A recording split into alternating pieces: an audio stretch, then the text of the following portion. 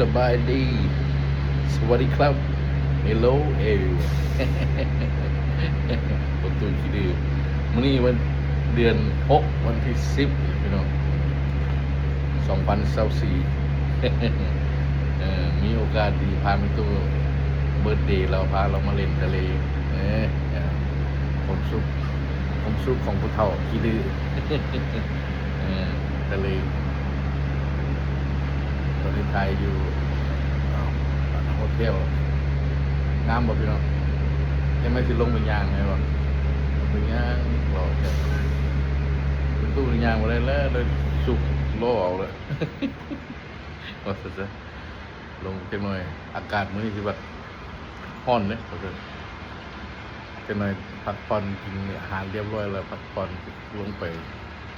ลอยน้ำอันเฮ็ดเป็นคลื่นตอนมันเป็นเบาว่าซะประตูคีรีงามบ่พี่น้อง in the morning เนี่ยตอนเช้าเด้ตอนเช้า in the morning beautiful น้ำลายอากาศครับสดชื่นแจ่มใสว่าซั่นซะ ตามภาษาพบประตูคีรีเลยประตูคีรีเลยอ้าวอยู่ดีมีแฮงหมดทุกคนเด้อสุขภาพแข็งแรงร่ำรวยผู้ใดไปเล่นการพนันกับแจ็คพอตคือประตูเด้อ ว่าซั่นซะ